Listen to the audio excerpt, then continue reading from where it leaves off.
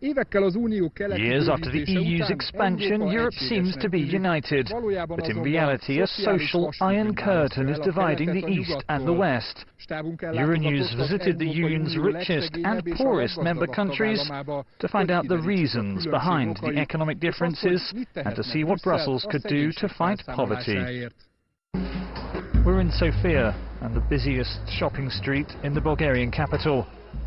But just a few kilometers away from those luxury shops is Sofia's biggest Roma neighbourhood.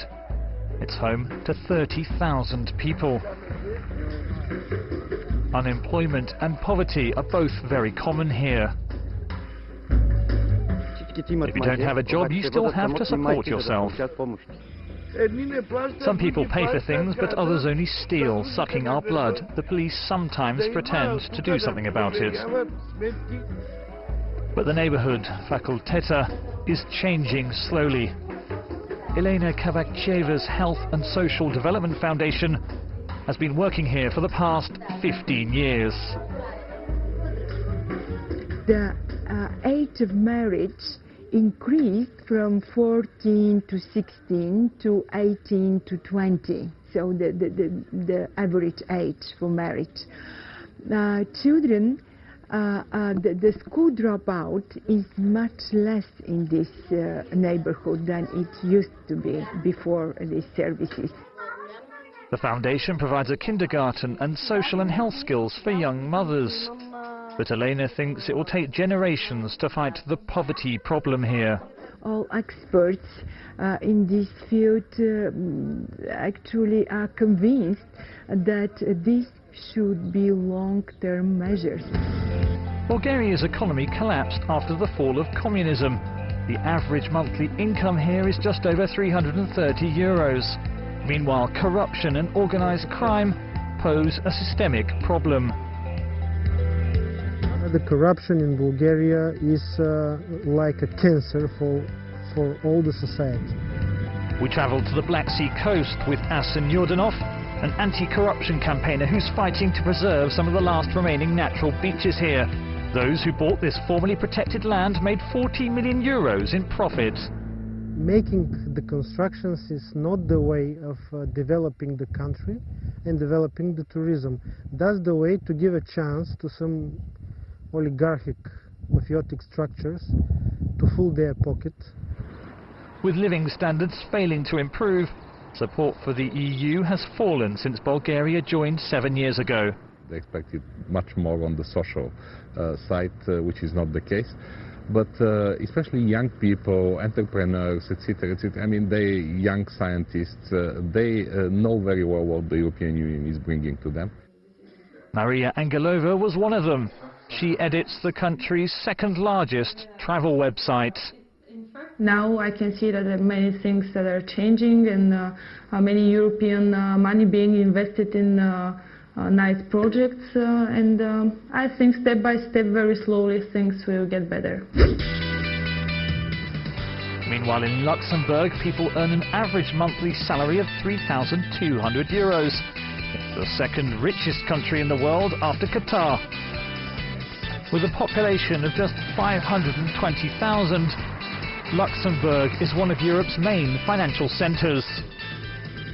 What is the biggest problem in Luxembourg now? The biggest problem? Actually, I've been living here for several years right now, and I'm really enjoying it, so I don't see any problems. The biggest problem? Yes.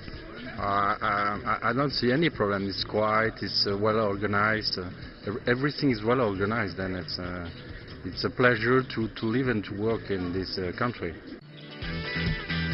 We asked a professor at the University of Luxembourg about the reasons for the country's success.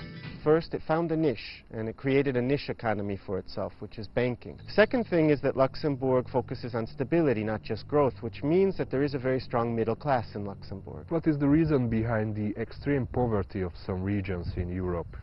And these regions in Europe that you're citing are regions where the middle class is suffering significantly, and it's falling behind, and it's actually getting smaller. They remain economic regions that are tied to manufacturing, tied to construction, tied to industry, and as a result, they're lagging.